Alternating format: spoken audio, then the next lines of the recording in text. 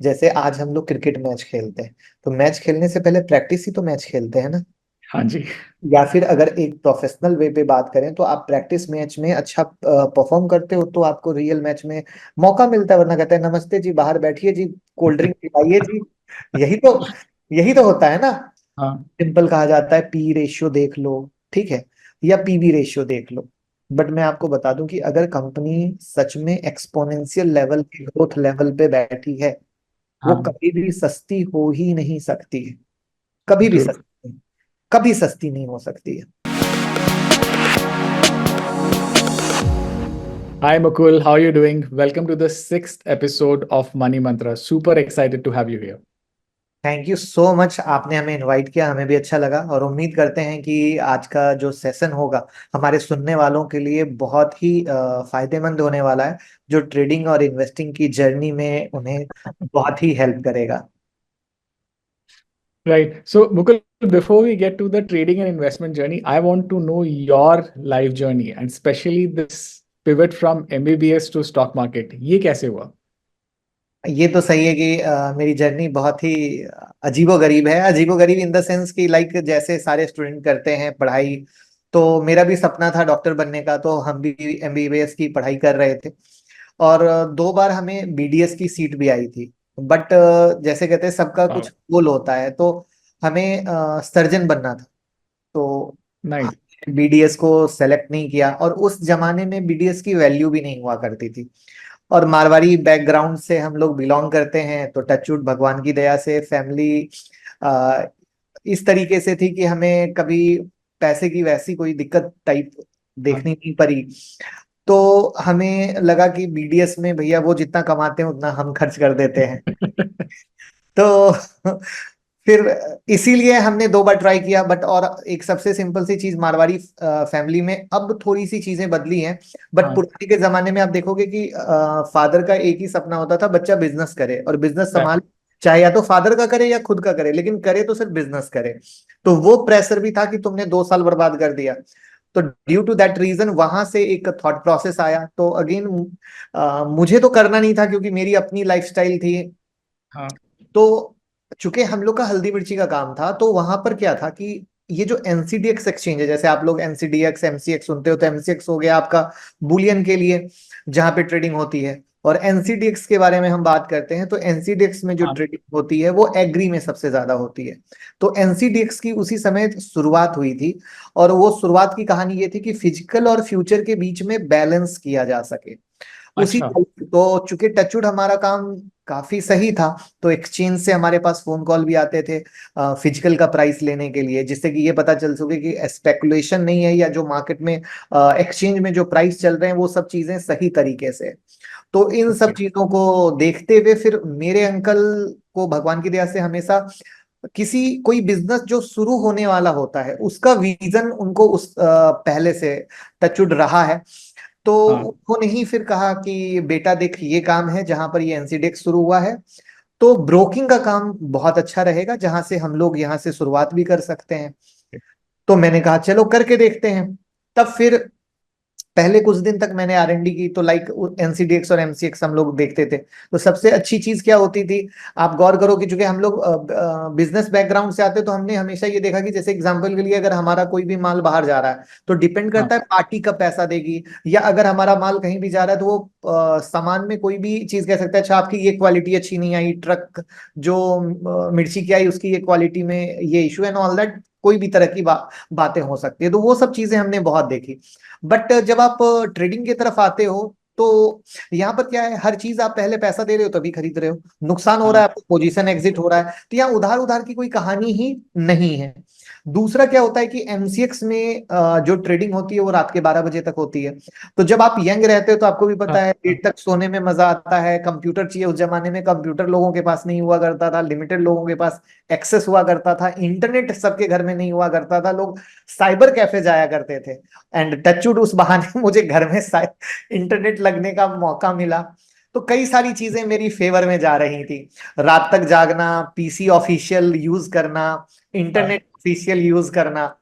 तो और पैसे की कहानी की कहीं से ना उधार ना कुछ, तो ये कई सारी चीजें मुझे अट्रैक्ट कर रही थी, और कई हाँ सारी चीजें जो अट्रैक्ट कर रही थी वो मुझे इसमें लेकर गई। तब फिर मुझे अच्छा लगा, तब मैंने अंकल को बोला कि नहीं, ये चीज अच्छी है, हम हाँ कर सकते हैं करके।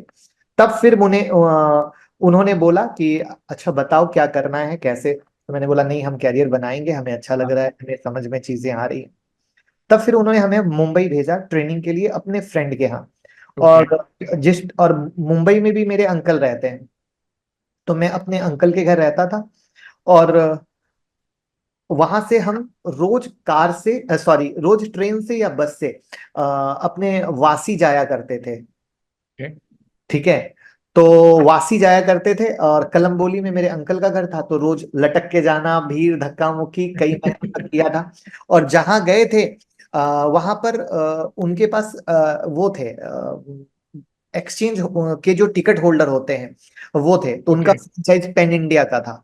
तो टच्चू राइट। भगवान की दया से डायरेक्ट ही समंदर में उतरने का मौका मिल गया।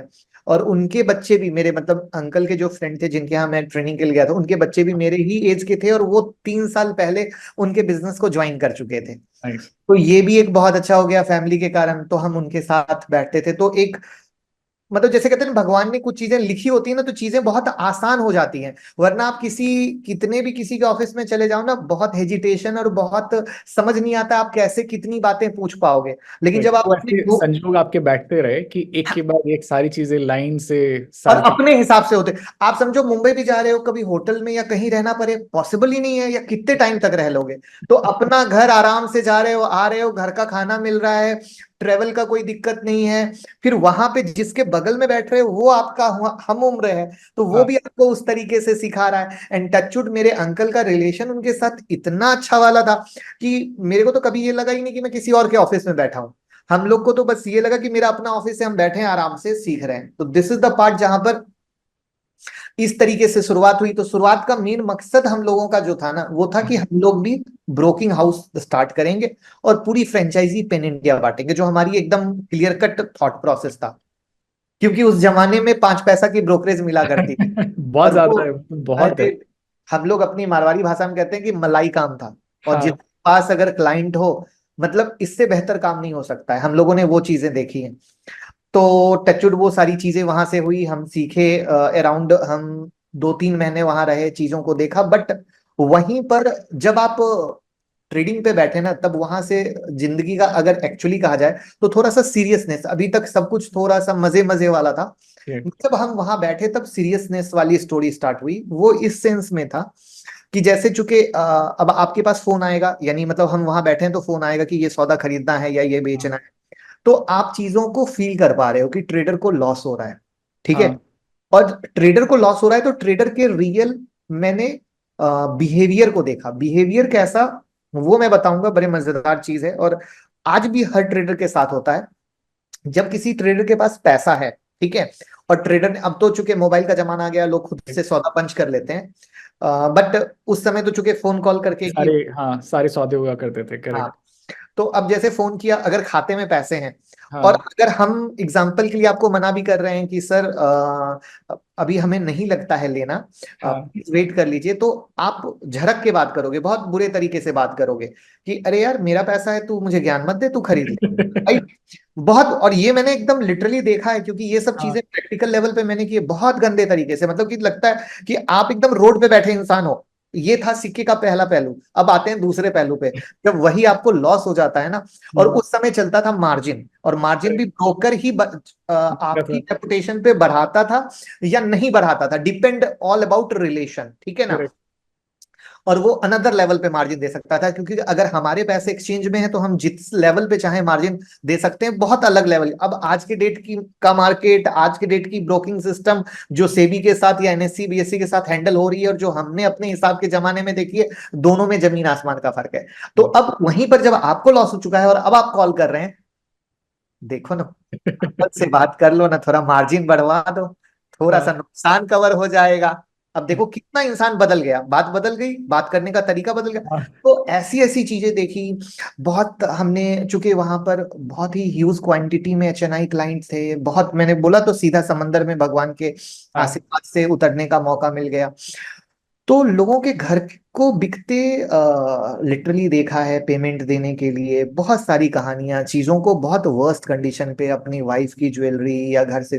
तो वो थॉट प्रोसेस एक मेरे लिए बहुत ही गेम चेंजर रहा, जहां से मैं मतलब, जिसको कहते हैं ना कि इंसान का एक मोमेंट आता है, जिस मोमेंट हाँ, में को फील होता है कि अरे यार ये तो हम सब कुछ अच्छा देख रहे थे, बट ये तो वो दुनिया है ही नहीं, ये तो कुछ और है।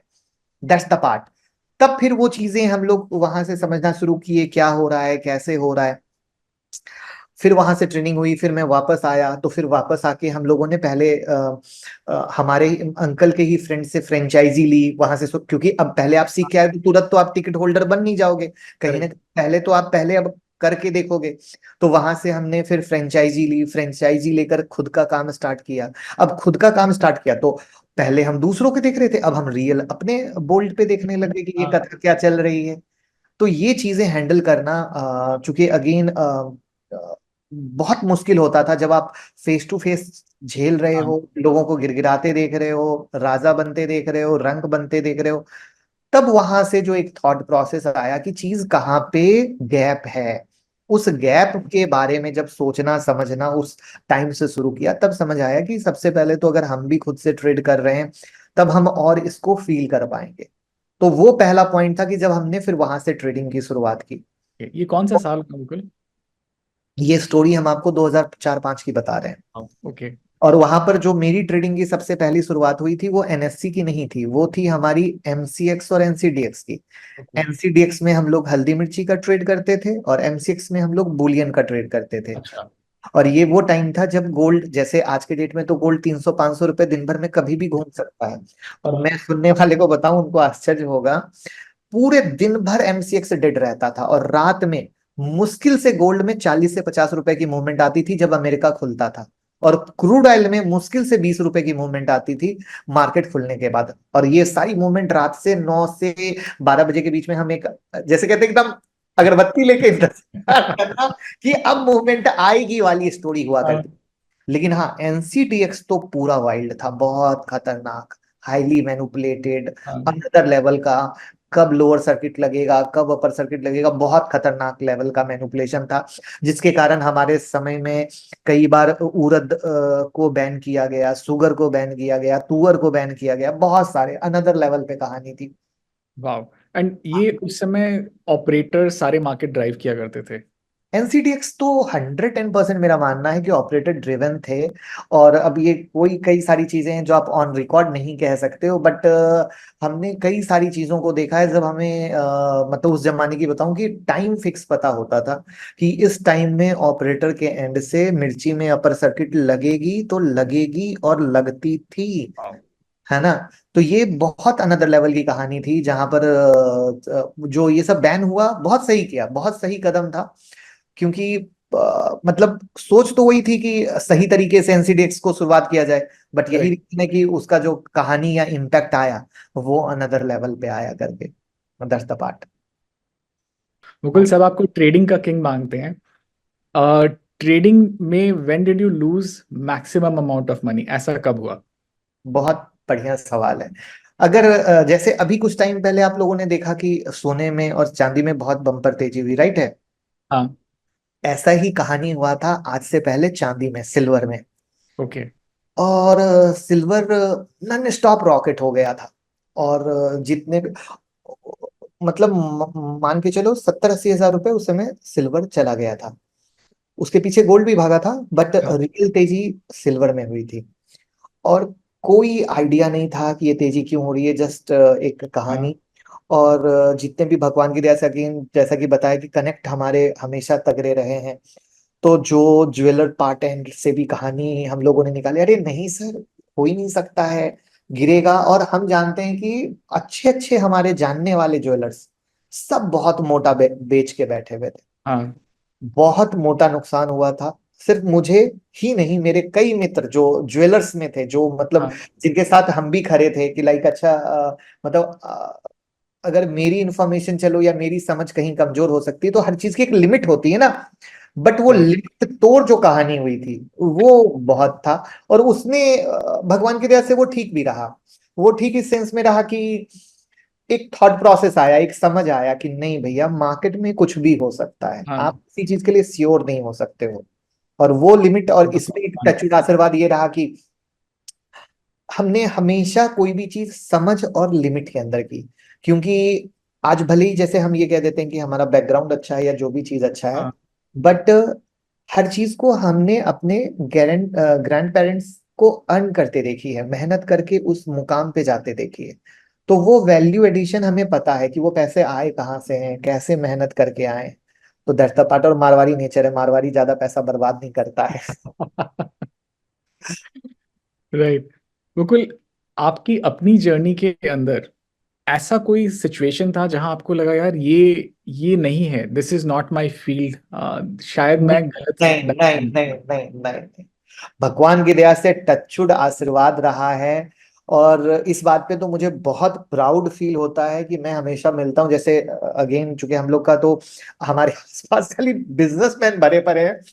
तो आप कभी क्लब जा रहे हो तो आप का ग्रुप इकट्ठा है, आप ग्रुप, अरे यार धंधा अच्छा नहीं चल रहा है, अरे यार ये अच्छा नहीं चल है। रहा। सब इंसान अपने अपने बारे में बात करता है, सब इंसान। लेकिन भगवान की दया से कभी हमें ये सब कहने की जरूरत ही नहीं पड़ी कि अच्छा नहीं चल रहा है। क्योंकि देखो, मार्केट है, मार्केट का एक फेज है। मेरे दादाजी ने हमेशा एक चीज कही है, अप एंड डाउन लाइफ का पार्ट है। करेक्ट, और वो हर बिजनेस में होगा। और हर बिजनेस में होगा। आप कभी भी किसी बिजनेस में स्मूथ रन सोच ही नहीं सकते हो। True. करेक्ट। यहां तक कि आप एक नॉर्मल ऐसे समझ लो कि कोई बिजनेस है तो हर बिजनेस का एक साइकिल होता है। अगर आप ज्वेलरी कह लो तो कहेगा अरे शादी ब्याह का सीजन है तो अच्छी डिमांड निकल के आती है, बराबर है करेक्ट। ना। तो हाँ। या और जिस समय शादी ब्याह का सीजन ही नहीं रहता उस समय तो वो बैठते हैं, राइट, मतलब सिट डाउन। तो यानी आप किसी भी धंधे से रिलेट करते हो तो हर चीज का है। तो वो भगवान की दया से समझ मेरे को बहुत अच्छी, बहुत तरीके से थी। तो हाँ। मुझे पर्सनली ये कभी नहीं लगा, क्योंकि इसमें जो मैंने कहा ना कि वो जब हम ट्रेडिंग से जुड़े और सीखने, तो मेरे साथ जो एक सबसे अच्छा कॉज जुड़ गया कि सिखाना है, सीखना है, फिर कहाँ पे गैप है, जहां तक मेरी पहुंच हो सकती है हाँ। वहां तक उसको लेके जाना है। तो वो जब एक इनिशिएटिव मिला, लोगों का प्यार मिला। आज भी स्विट्जरलैंड गया, एक नहीं दो दो लोग मिले। अब समझो इंडिया की पब्लिक कितनी सी स्विट्जरलैंड में हाँ। घूमने। मैं जिस डेट में बैठा हूँ उस डेट में वहां पर दो दो पब्लिक अगर मिलती है और वो आपको मिल जाए तो वही अपने आप में बहुत बड़ा नंबर है ना, बहुत बड़ा यस। नंबर। यस। तो वो एक जो हर समय, या आप कहीं जा रहे हो फॉर एन एग्जांपल, आप, मैं अपने ऑफिस से अगर सिर्फ मैं लखनऊ की या एयरपोर्ट चला जाऊं, मॉल हाँ। चला जाऊं, कहीं भी चला जाऊं, तो टचवुड भगवान की दया से लोग मिलते तो वो थॉट प्रोसेस आता कि आप लाइफ में कुछ तो अच्छा कर रहे हो ना, कुछ करेक्ट। तो अच्छा कर रहे हो किसी के लाइफ में, कुछ तो 1% का भी चलो तो। अगर ऐड कर दिया तो वो इंसान आपको कभी भूल ही नहीं सकता है। तो वो चीज जो ऐड हो गई ना, क्योंकि देखो क्या है, अगेन एक मेरा अपना थॉट प्रोसेस है, पैसे सब कमाते हैं सर, हाँ। सब कमाते हैं। इज्जत जिसने कमाई ना वो मरने के बाद भी दुनिया उसको याद रखती है। जैसे मैं अपने दादाजी और नाना जी की बात हाँ। बता दूं। दलसिंह सराय एक गांव है जहां से हम बिलोंग करते हैं, ठीक हाँ है। जी। आज भी इतने साल के बाद भी मैं बोलता हूँ आप चले जाना, चाहे वहां रेलवे स्टेशन उतर जाना या स्टेशन उतर जाना, और सिर्फ ये कहना नंदू बाबू के घर जाना है। अच्छा। अगर सब आपको जगह। घर नहीं पहुंचा दिया तो आप बता देना। Same brilliant. स्टोरी, मेरे नाना जी बहुत छोटे से गांव से बिलोंग करते हैं, नारायणपुर। वहां पे आप जहां भी उतरोगे कहोगे भोला बाबू के घर जाना है, अगर घर नहीं पहुंचा दिया तो आप बताना। तो वेरी वेल सर। इतना अच्छा चीज हमने देखा है, पाया है। हमारे दादाजी इकलौते थे जिन्हें नगर सेठ की उपाधि मिली, वाओ। ठीक है। तो दैट्स द पार्ट, वो चीज हमने देखी है, वो भगवान के आशीर्वाद से हमें मिला है कि वो चीज हम जाने ही नहीं दे सकते हैं, जाने ही नहीं दे सकते हैं। Mukul, very well said. पैसे सब कमाते हैं, इज्जत कमाना बहुत मुश्किल। हाँ, तो आज भी वही चीज है ना, आज हमारे दादाजी नाना जी को लोग वो करते हैं। तो वो पार्ट हमारे, मतलब अपने को भी लगता है ना कि अरे उन्होंने कुछ तो किया ना, तो हम भी तो करें, हम भी तो उन्हीं के बच्चे हैं ना। हाँ। तो that's the part. And more importantly, किसको ट्रेडिंग करना चाहिए और किसको इन्वेस्टमेंट करना चाहिए? बहुत अच्छा सवाल है। मैक्सिमम टाइम हमारे पास भी आता है और बहुत लोगों को कंफ्यूजन है, एंड थैंक यू कि आपने ये सवाल पूछा। ट्रेडिंग और इन्वेस्टिंग दोनों बहुत अच्छा है, अच्छा नहीं है, बहुत अच्छा है। हम्म। एक फर्क है, बस इंसान को वो फर्क समझना है। तो इन्वेस्टिंग पे मैं आऊंगा, बट पहले मैं ट्रेडिंग दूर करता हूं, क्योंकि सारा खेल और सारा माजरा वहीं पर फंसा हुआ है। ट्रेडिंग में सबसे ज्यादा लोग इंट्राडे करते हैं और लोगों को पसंद है, क्योंकि लोगों को लगता है कि क्विक मनी बनेगा, ठीक है। अब इंट्राडे का मतलब क्या है? इंट्राडे का मतलब यही है कि सेम डे खरीदना है और सेम डे बेचना है। बट अगर आप ईमानदारी से देखो, तो ये जरूर है कि इंट्राडे का मतलब है सेम डे खरीदना, सेम डे बेचना, बट दुनिया के किसी बुक में ये नहीं लिखा है कि आपको डेली खरीदना है, डेली बेचना है।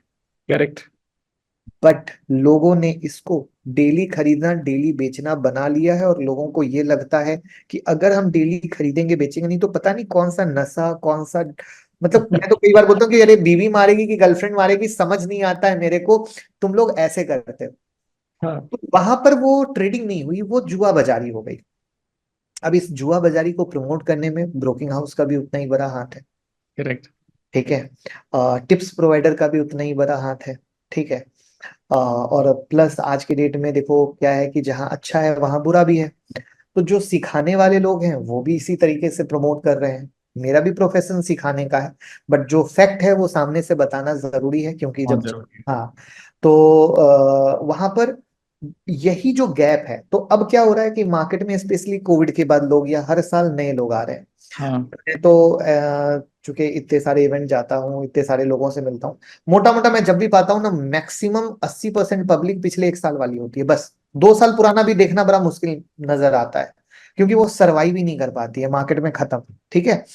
तो अब वो जो पब्लिक साल 6 महीने में मार्केट में आ रही है, उनको, उन्होंने तो कोई सिनारियो देखा ही नहीं है, थ्री करेक्ट। सिक्सटी देखा ही नहीं है। हाँ, उन उन्होंने सिर्फ अच्छा अच्छा हरा हरा देखा अभी तक तो। बिल्कुल बिल्कुल। तो वहां पर थोड़ा सा भी ऊपर नीचे आया, या तो उनके जितने पैसे रहते वो सफाचट हो गए, या फिर उनको चारों तरफ सिर्फ अच्छी बातें सुनाई पड़ती हैं कि अच्छा देखो ऐसा है कि पैसे बनते हैं, अच्छा देखो ऐसा है पति बनते हैं, अच्छा 25,000 लाओ 25 लाख कमाओ जैसी स्कीम चल रही है, राइट है ना।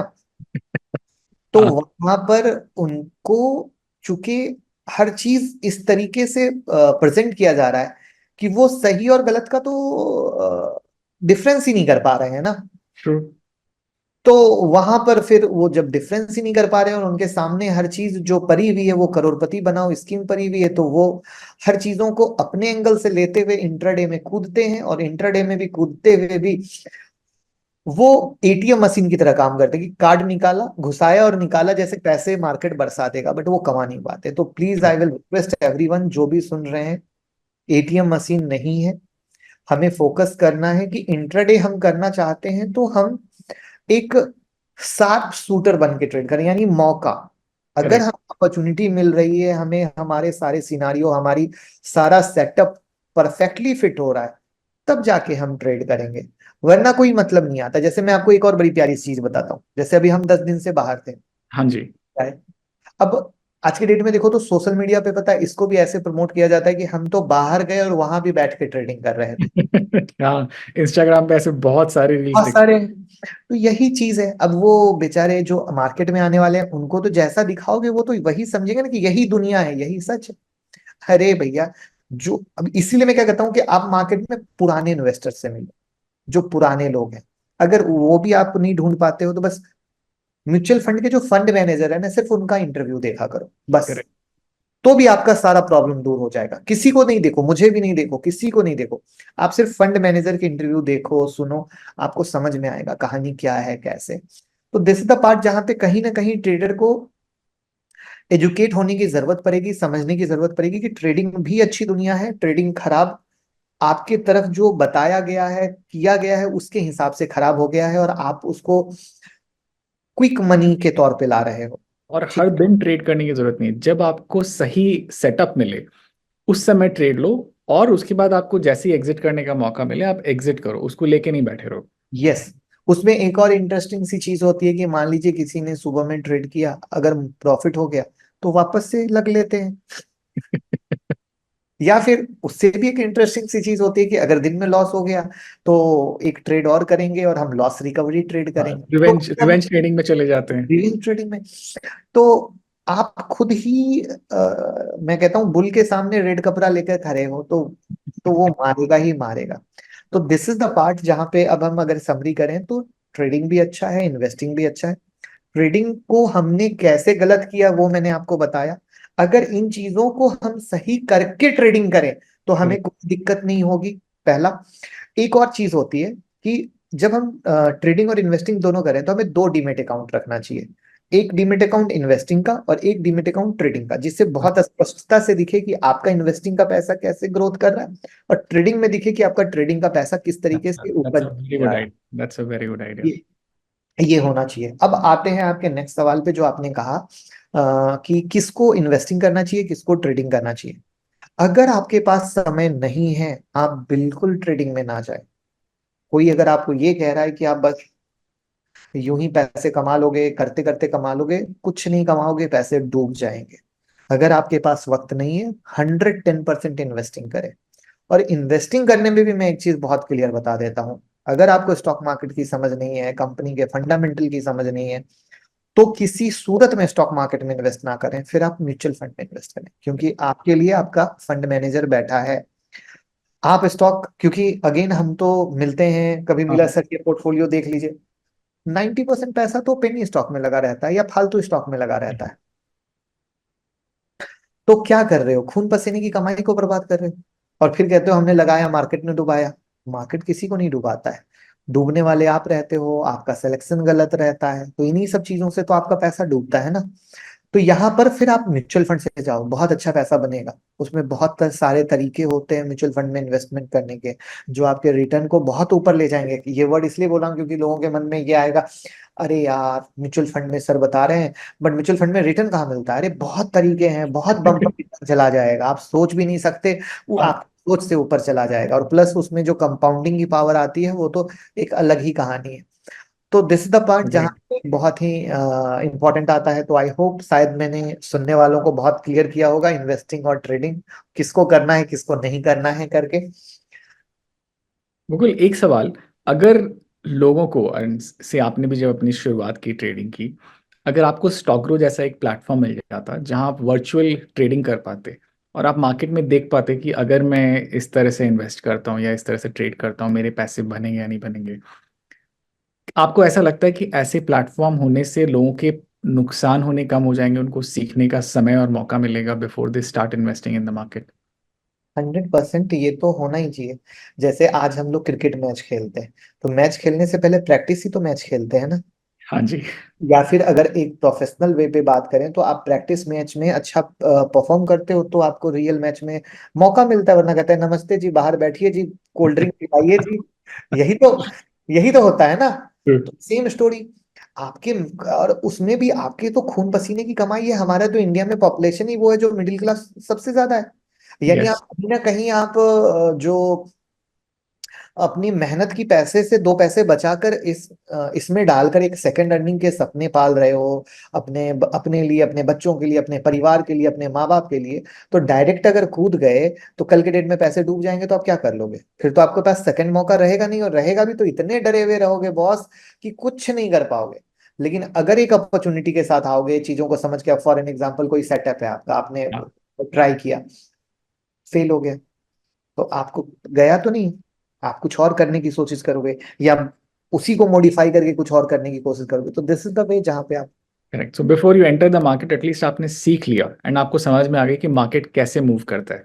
करता है। करेक्ट। और आपकी स्ट्रेटजी, आपका सेटअप आपका साथ दे रहा है या नहीं दे रहा है। क्योंकि देखो क्या होता है, बाहर से बैठे बैठे सब अच्छा लगता है, करेक्ट। तब जब आप उतरते हो ना, तब आता है मजा। जब सडनली मार्केट वोलाटाइल होता है, सडनली मार्केट ऊपर नीचे होता है, तब आपको रियल गेम पता चलता है कि अरे बाबा हुआ क्या है।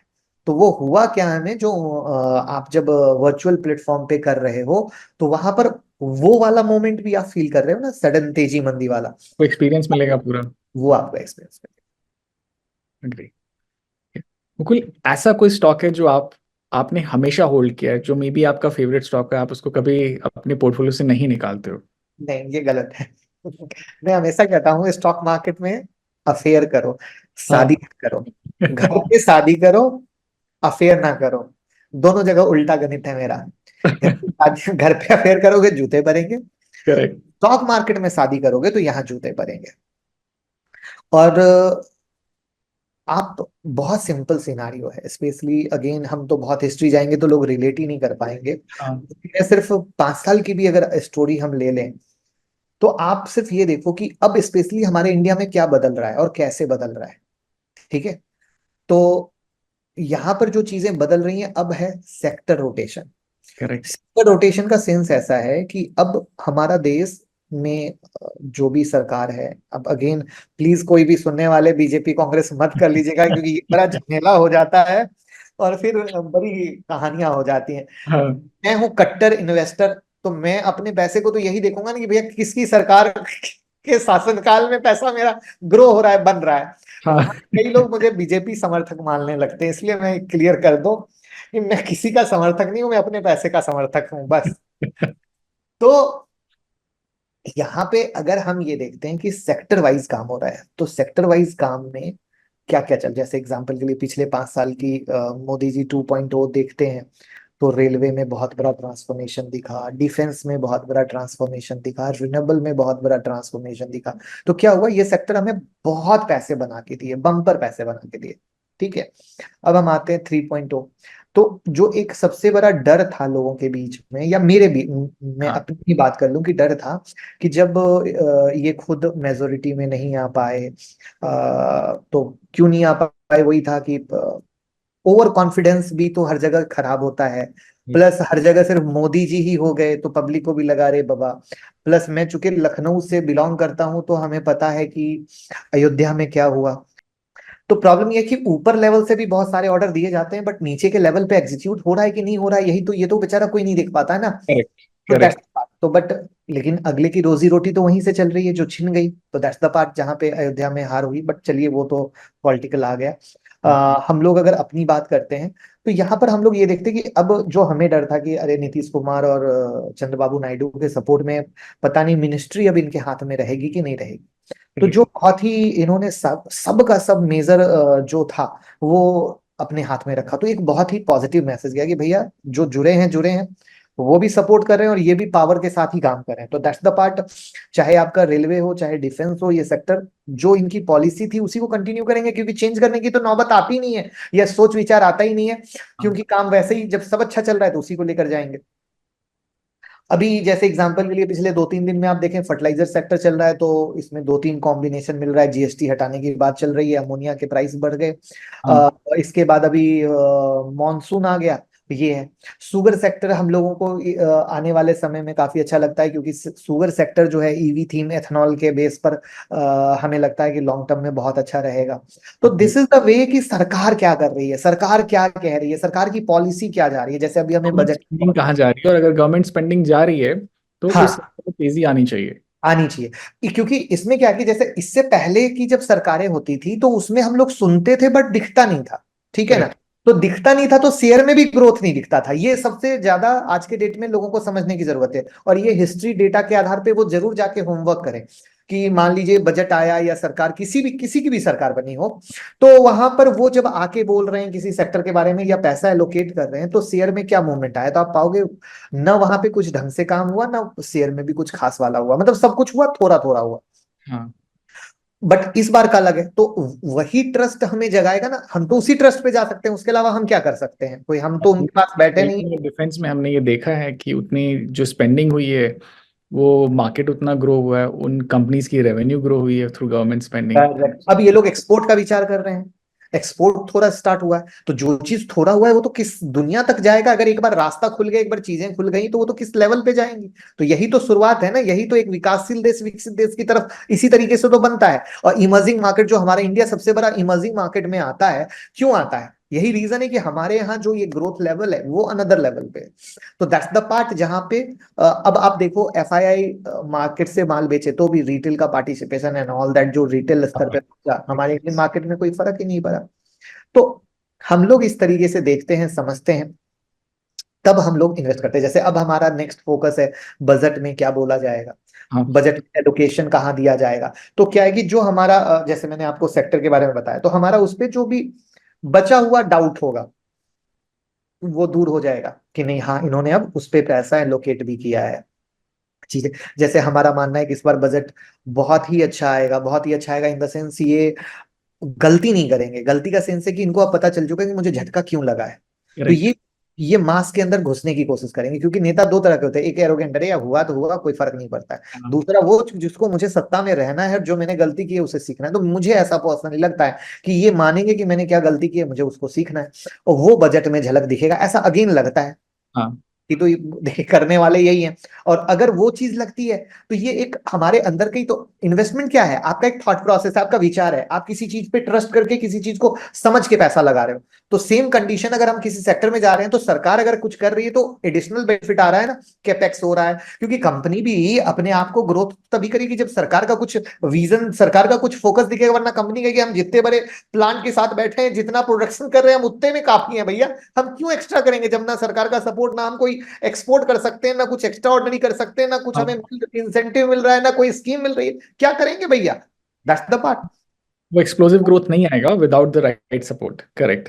तो ये वो चीजें हैं जहां पर हम इस तरीके से सोचकर फिर सेक्टर की बात करते हैं। तो जहां पर मैंने आपके साथ चाहे एक शॉर्ट टर्म का आपको फर्टिलाइजर क्यों हुआ या शुगर का क्यों हुआ, या मुझे प्राइवेट बैंकिंग अब लगता है कि जो बहुत अंडर वैल्यू है, चूंकि पीएसयू बहुत चल चुके हैं तो वहां पे पीछे में रन अप में मुझे लगता है ये कंज्यूमर सेक्टर एक थोड़ा सा सेक्टर रोटेशन में आएगा, जिसमें सीमेंट सेक्टर एक इंपॉर्टेंट आ सकता है, क्योंकि इंफ्रा पे बहुत काम होने वाला है।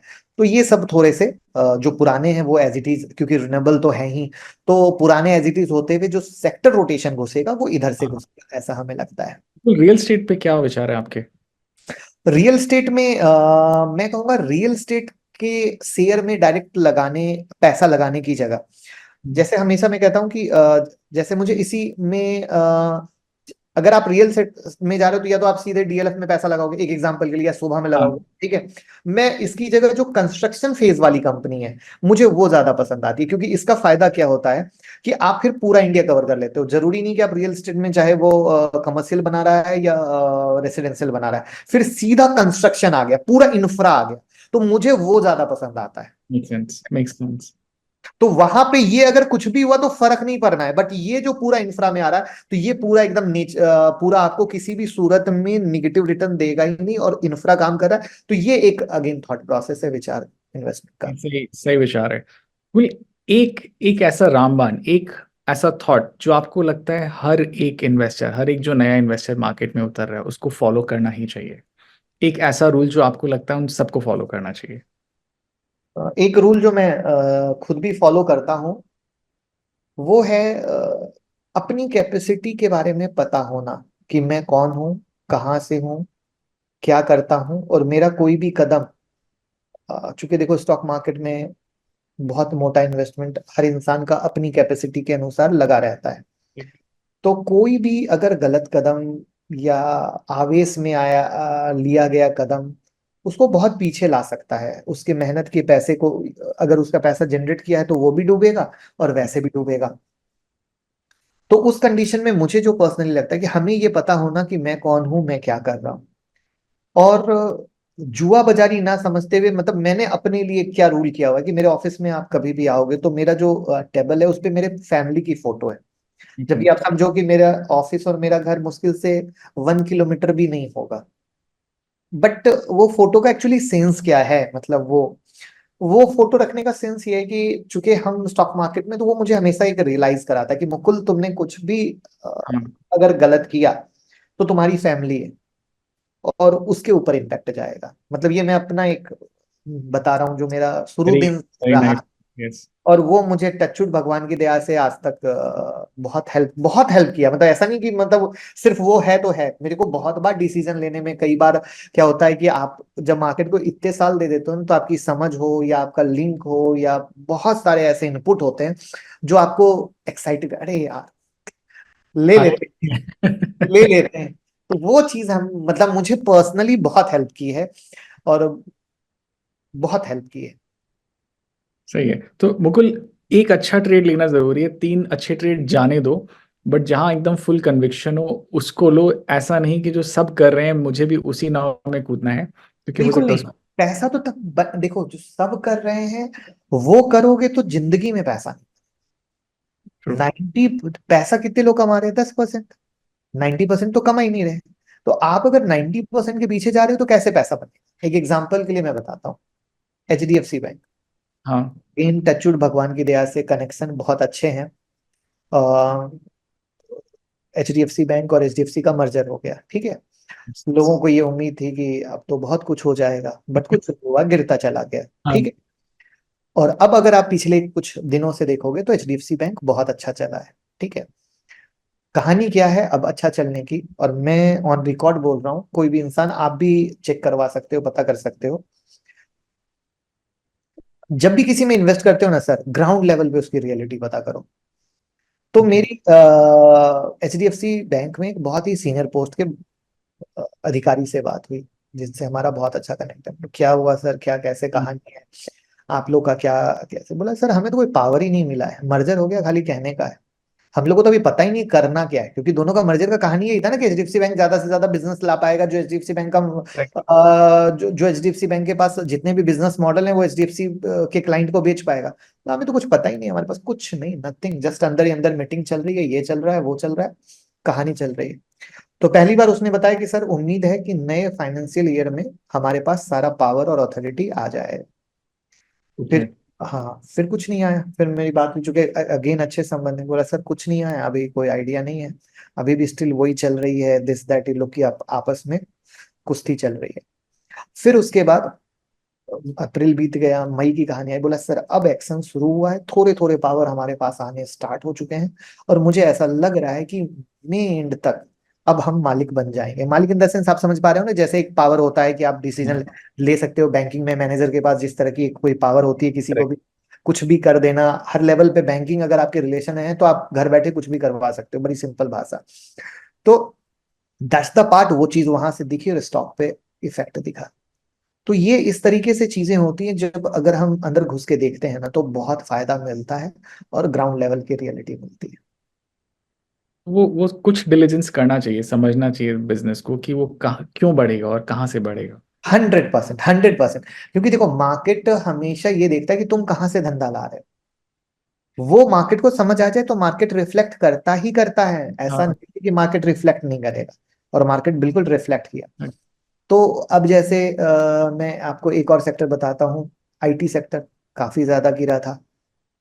लोग हाँ। US से रिलेट करके कर रहे थे, ठीक है, सब अच्छी बात है, मर तो नहीं जाएगा। IT मर गया तो बात ही खत्म हो जाएगी। तो वहीं पर इस तरीके से चीजों को देखकर जब तक हम एक अंडर वैल्यू नहीं देखेंगे तो पैसा नहीं कमा पाएंगे। तो जो आपने एक बात कही ना सर अभी, कि चार ट्रेड है, एक करो बट कन्विक्शन का करो और सोच समझ के करो। तो दिस इज द पार्ट जहां पे हम लोग इस तरीके से अगर जानते हैं, समझते हैं, देखते हैं, तब एक सही दिशा में आगे बढ़ पाते हैं, और वो चीज हमें एक अच्छा पैसा बना के देने में हेल्प करती है। बिल्कुल। मैंने बॉम्बे देखा है, कलकत्ता देखा है, दिल्ली देखा है, बट लखनऊ में when it comes to investments and stock market, क्या माहौल रहता है वहाँ? ऐसे लोगों की कैसी बातचीत होती है? वो उतना ही वाइब्रेंट मार्केट है क्या? लखनऊ में ट्रेडिंग भी है और इन्वेस्टिंग भी है, ओके। और बहुत अच्छे लेवल पे भी है। और यहाँ पे एक चीज मैं बता दूं कि बस फर्क थोड़ा सा ये है कि यहाँ के लोग गैम्बलिंग बहुत ज्यादा करते हैं, इसमें भी कोई शक नहीं है। Gambling in the sense stock market की ही गैम्बलिंग की मैं बात कर रहा हूँ। वो बहुत ज्यादा, बहुत बड़े स्केल पे करते हैं, वो भी उतना ही सही है। बट जैसे जैसा कि 2020 कोविड के बाद चीजें बढ़ी हैं, तो हाँ। मिडिल क्लास तक भी लोग मतलब इंट्रेंस हुआ है। तो वो डेफिनेटली बहुत आया है, और मुझे नहीं लगता है कि कहीं से कोई कमी है। बहुत अच्छे तरीके से आया है, लोग चीजों को समझ रहे हैं, क्योंकि लोगों को दिख रहा है कि हाँ, स्टॉक मार्केट एक सेकेंड अर्निंग करके दे रहा है। तो दिस इज द पार्ट जहाँ पे मुझे नहीं लगता कि कहीं कोई दिक्कत है, और लोग आगे आ रहे हैं और आगे बढ़ेंगे ही बढ़ेंगे। यहाँ पे तो एक बड़ी इंटरेस्टिंग सी स्टोरी मैं बता दूं कि मैंने हाँ। लखनऊ में एक लैंड खरीदा था, और जिससे लैंड खरीदा था अ, वो थे, मतलब जिनकी लैंड थी उनके जीजा थे। ओके। और उनका घर, उनकी अदर जमीन, सब कुछ सिर्फ और सिर्फ स्टॉक मार्केट। वो बैंक में एक एम्प्लॉय थे, बैंक में जॉब करते करते उन्होंने हाँ। बैंक का जॉब क्विट किया था, क्योंकि स्टॉक मार्केट वहीं से वो इन्वेस्ट कर रहे थे। और फिर उन्होंने सिर्फ अपनी इन्वेस्टमेंट की जर्नी, पूरा दुनिया घूम लिया वो, एकदम मस्त। अपने बच्चों की शादी विदेश में कर दी, क्योंकि हाँ। पढ़े लिखे थे। तो इससे अच्छा एग्जाम्पल क्या हो सकता है? मैंने कई बार कोशिश की कि मैं अपने चैनल पे उनको लेके आऊं, बट वो किसी क्लब पार्टी तक नहीं जाते, किसी क्लब पार्टी तक नहीं जाते। Very interesting. मुकुल, अगर आपको अपने आप को एडवाइस देनी हो, 18 साल के मुकुल को वापस कुछ एडवाइस देनी हो कि लाइफ में कौन से लेसन्स, ऐसा क्या सीख लेके चलें, तो आप अपने आप को क्या एडवाइस दोगे? अगर हम अपने को एडवाइस देंगे तो वो सिल्वर वाली गलती मेरी जिंदगी की बहुत बड़ी गलती है, मुझे पता है। आज हंस के हम लोग बोल देते हैं और टाल देते हाँ। हैं, बट हमें पता है कि वो सिल्वर वाली गलती हमारी कितनी भारी पड़ी थी और वो क्या टाइम फ्रेम था। क्योंकि मैंने बोला ना कि वो मैंने फैमिली की फोटो वो सब ऐसे ही नहीं, मतलब वो क्या होता है कि इंसान जब बोलता चला जाता है तो वो एक हो जाता है, बट कुछ लाइफ में ऐसा झटका लगता है ना इंसान को, करक वाला, तब इंसान वो थॉट प्रोसेस लाता है कि कैसे क्या कर सकता है। वो एक्चुअली मेरे ऑफिस के टेबल में भी फोटो लगने के पीछे का वो एक सिल्वर वाली स्टोरी जो मैंने बताई थी लॉस की, वो भी कहीं ना कहीं उससे रिलेट करती है कि क्योंकि आप यंग रहते हो ना, बहुत ज्यादा आपके अंदर थॉट प्रोसेस रहता है, बहुत ज्यादा आग रहती है यार, और फिर आपके पीछे अगर पैसा रहे ना, तो आप तो बिल्कुल भी, फिर तो कोई आपको रोकने वाला नहीं होता है। तो दैट्स द पार्ट। अगर मैं खुद को बोलूं या मेरे जैसे 18-20 ईयर वालों को बोलूं, तो मैं बस यही कहूंगा, खुद पे कमांड करना सीखो। खुद पे, स्टॉक मार्केट में मुझे लगता है खुद पे कमांड करना अगर आ जाएगा, जो टचवुड आज के एज में मैं बैठा हूँ, जितना कूल काम भगवान ने टचवुड किया है, अगर ये चीज उस एज में रहती तो शायद मेरा पोर्टफोलियो और भी बहुत अनदर लेवल पे रहता। Brilliant. It's a perfect thought saying that calmness is required. Mukul, जब आप स्टॉक इन्वेस्टमेंट कर रहे होते हैं, स्टॉक सिलेक्शन के समय कौन से पैरामीटर्स आपको लगता है कि हमें ध्यान देना चाहिए? स्टॉक सिलेक्शन के समय सबसे पहले तो एक चीज, अगेन यहाँ पे मैं आपके सवाल का जवाब देने से पहले यहाँ पे ये क्लियर कर दूं, जो हम पाते हैं कि लोग, कोई एक सिंगल सेक्टर चल रहा होता है ना, तो सारे पैसे वहां लगा देते हैं, क्योंकि उनको लगता है ग्रोथ होने वाली है एंड ऑल दैट। प्लीज ऐसा ना करें, क्योंकि हमें इस मार्केट में सिर्फ आज के लिए पैसे नहीं कमाने हैं, हमें इस मार्केट में जिंदगी भर रहना है। और जिंदगी भर तक रहना है तो जैसा कि शुरू में भी हमने बोला था, आप सिर्फ फंड मैनेजर को सुनो या किसी बिग इन्वेस्टर को सुनो, किसी भी बिग इन्वेस्टर का पोर्टफोलियो खोल लो, कोई भी फंड मैनेजर जिस हाँ। फंड को मैनेज कर रहा है उसको खोल लो, आप पाओगे कि एक डाइवर्सिफिकेशन भरी पड़ी है। तो प्लीज आई विल रिक्वेस्ट, चाहे आपका म्यूचुअल फंड का पोर्टफोलियो हो चाहे स्टॉक का पोर्टफोलियो हो, डाइवर्सिफिकेशन जरूर रखें। डाइवर्सिफिकेशन का मतलब है हमें हर सेक्टर के शेयर थोड़े थोड़े रखने चाहिए। For an example IT, for an example pharma, consumer, defence, railway, renewable, ऐसे रखने चाहिए। हाँ, वहां पर कोई सेक्टर ज्यादा चल रहा है तो उसके पोर्शन को, उसके सिनारियो को, उसके परसेंटेज को आप बढ़ा सकते हो। तो ये था पहला ओके। पॉइंट, जो आपके सवाल से अलग मुझे बताना बहुत ज्यादा जरूरी था। यहाँ पर जब हम सेक्टर चल रहे हैं तो अभी अगेन, जैसा कि हम लोग कुछ देर पहले बात कर रहे थे कि हमारा देश बदल रहा है, हमारा देश में चीजें बहुत पैमाने पर बदल रही है। तो यहाँ पर सबसे पहले मैं जो आज की डेट में पहले देखता हूँ कि सरकार कहाँ पे फोकस कर रही है, हाँ। पहला point.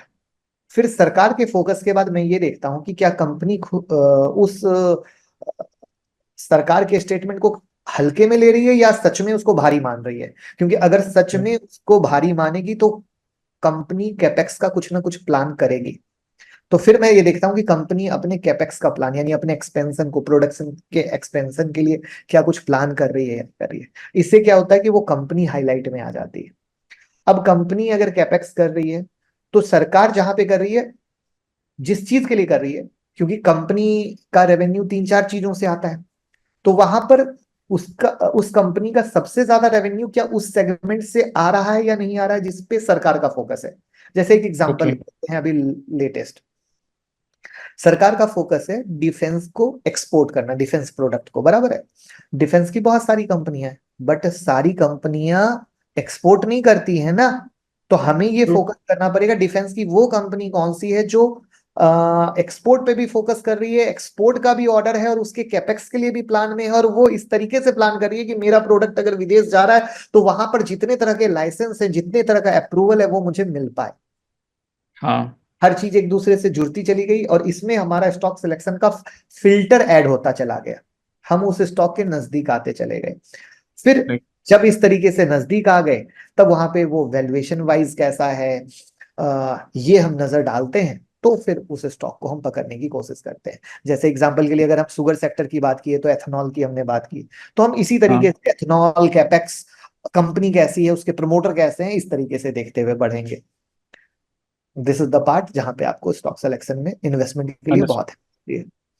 How do you decide कि जो पी मल्टीपल है या रेवेन्यू मल्टीपल है स्टॉक प्राइस का, वो अंडर प्राइस्ड है या ओवर वैल्यूड है, वो कैसे समझ में आता है?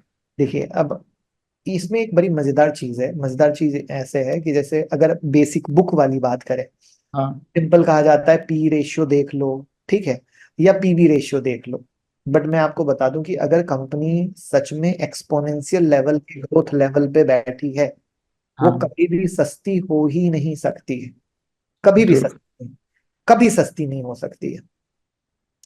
तो अगेन जैसा कि मैंने कहा, मैं चाहता तो मैं अपने स्टॉक सिलेक्शन के क्राइटेरिया में से बुक वाली बातें, फंडामेंटल पॉइंट वाली बातें आपको ऐड कर करेक्ट, देता, बट वो फंडामेंटल वाले पॉइंट से आप कभी पैसा नहीं कमा पाते, कभी पैसा कम, क्योंकि उसमें कई सारी चीजें और एक और चीज, हाँ सॉरी, उस बात को हाँ, सिर्फ पी और पीवी कभी रेशियो के सिनारियो पे आप स्टॉक सेलेक्ट कर ही नहीं सकते। अगर करेक्ट, फंडामेंटल आना है फिर तो अनंत चीजें हैं।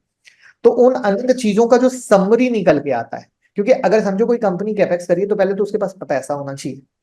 पैसा वो कर्ज से ला रही है तो वहीं पर वो फेल हो गई, लेकिन अगर खुद का पैसा है तो वो उसके रेवेन्यू हाँ, में दिख जाएगा, उसके सेल में दिख जाएगा, ठीक है। तो ऑटोमेटिक चीजें अपने आप इस तरीके से फाइनल लेवल पर एडजस्ट। तो मैं यहां पर जाने की जगह यहां पर के लेवल में फोकस करता हूं। या फिर अगर अंडरस्टूड, वैल्यू के एंगल पे आ रहे हैं तो आईटी और जो एचडीएफसी बैंक का बड़ा सिंपल सा मैंने एक सिनारियो डिस्कस किया कि किस तरीके से हाँ, हुआ या किस तरीके से है। तो वो सिनारियो हमें हेल्प करते हैं चीजों को समझने में। तो यानी मेरा जो एक फलसफा है, वो बुकिश नॉलेज की जगह देसी जो भगवान की दया से 19-20 साल में खोदा है, हाँ, वो वाला नॉलेज मेरा सबसे ज्यादा, मतलब इन्वेस्टमेंट पॉइंट ऑफ व्यू में तो 100% मैं देसी जाता हूँ।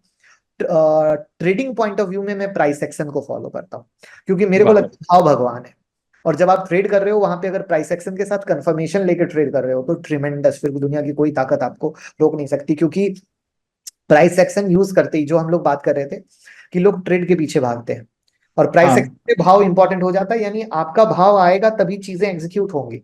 तो उस कंडीशन में करेक्ट, आप वहीं पर आके रुक जाते हो। तो ये वे जो होता है वो आपको एक नजरिया देता है। तो ट्रेडिंग और इन्वेस्टमेंट को मैं इस तरीके से देखने और समझ। Very very very interesting, very interesting. So investment को आप बिजनेस को बिजनेस की तरह देखते हो, saying top down approach, macro factors क्या है, गवर्नमेंट कहाँ पे स्पेंड कर रही है, उस सेक्टर के अंदर ग्रोथ आ रहा है, ग्रोथ आ रहा है तो कौन सी कंपनी में ग्रोथ आना चाहिए, किसके सारे के सारे पैरामीटर्स मैच हो रहे हैं जो ड्राइव कर पाएंगे, and then go and invest in that company, having the faith in that management, और थोड़ा ग्राउंड डिलीजेंस कर लेना चाहिए कि उसमें कुछ सच में हो रहा है या नहीं हो रहा है। यस, बिल्कुल। इसको अगर पढ़े लिखे लोगों की भाषा में कहते तो मैक्रो इकोनॉमिक फैक्टर इंपॉर्टेंट आते हैं, जिनको अगर आप ध्यान दे लोगे तो सारा काम आपका हो जाएगा, बहुत आराम से हो जाएगा। यहाँ पे एक चीज और और अगेन टच ध्यान याद है, ये जो broking house target upgrade downgrade करते हैं ना, इनके चक्कर में प्लीज आई विल रिक्वेस्ट ना जाएं। इनका रोज का काम यही है, ठीक है। इसमें आप हाँ, समझ ही ना पाएंगे, वो सडन अपग्रेड में थोड़ी सी तेजी, फिर उसके बाद वो कहाँ नजर आएगा।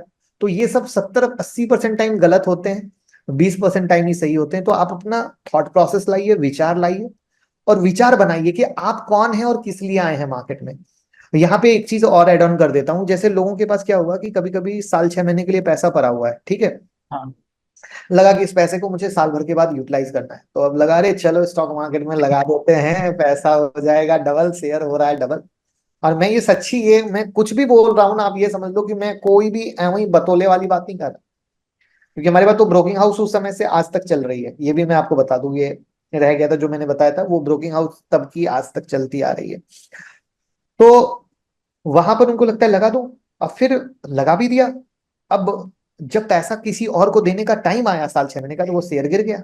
अब फंस गए, करेक्ट, अब फंस गए। तो प्लीज ऐसा ना करें, ऐसा ना करें। स्टॉक मार्केट मतलब अगर आप पैसा लगा रहे हो, भले ही आपका पैसा बन रहा है, बट वो देखकर कभी ना लगाएं। आप सोच लें कि भैया पैसा बनेगा तो 3 साल लगेंगे, क्योंकि ट्रेडिंग और इन्वेस्टिंग अलग है।